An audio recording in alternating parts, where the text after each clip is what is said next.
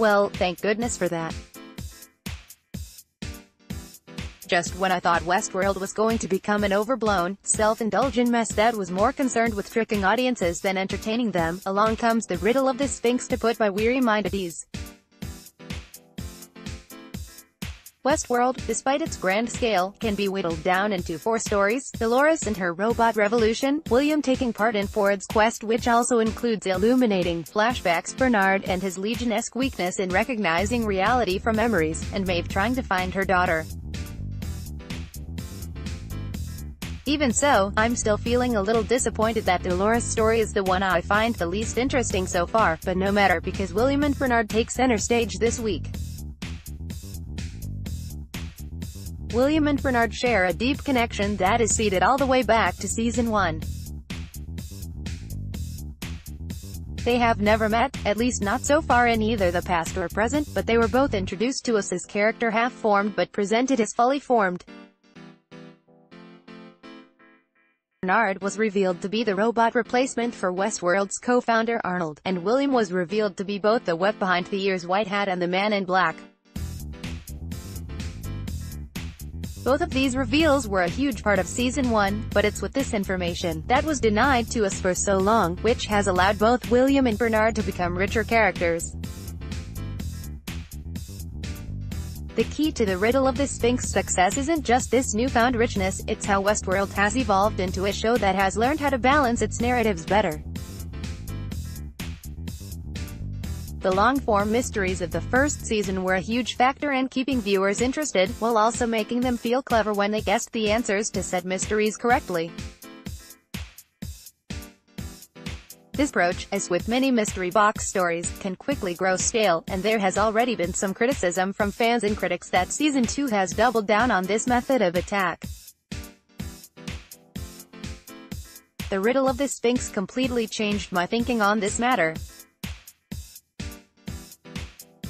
My thoughts on Season 2 have changed thanks to the retroactive clarity this episode has given me along with re-watching Season 1. There are still drawn-out mysteries at the heart of Westworld, like what is the Valley Beyond? Are Teddy and the other hosts really dead? What is the real purpose behind the park? It is a mystery show after all. In saying this, Season 2 has been a lot better at setting up mysteries and goals that need to be solved and reached within the same episode.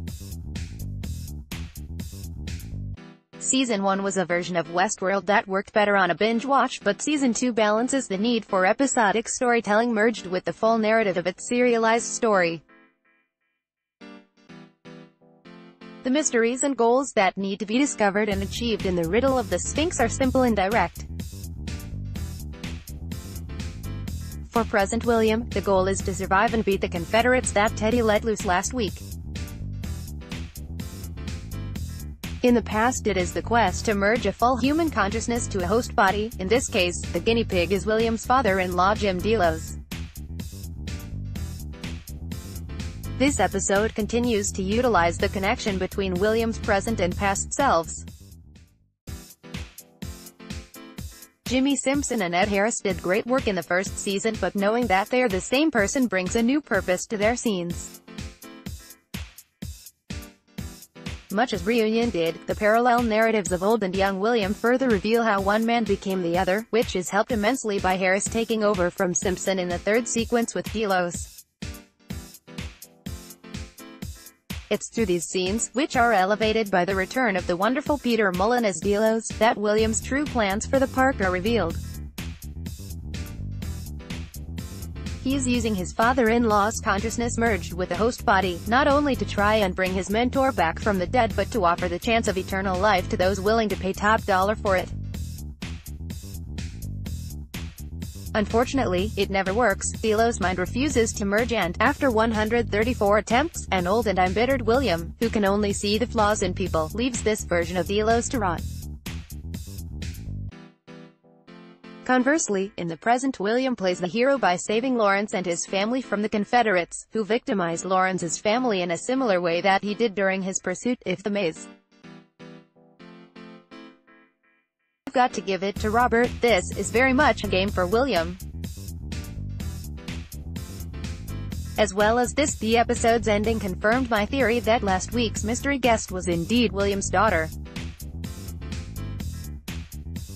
Elsie's alive. 3 cheers and all that, as Clementine drags Bernard to the cave that he left Elise in.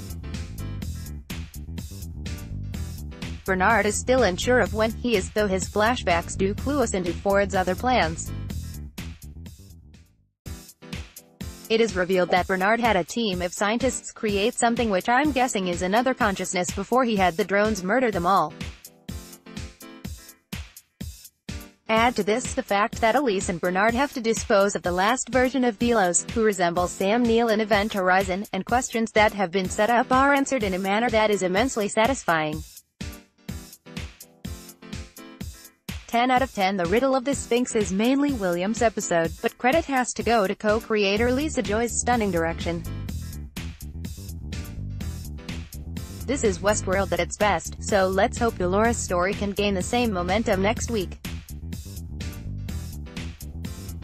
Westworld.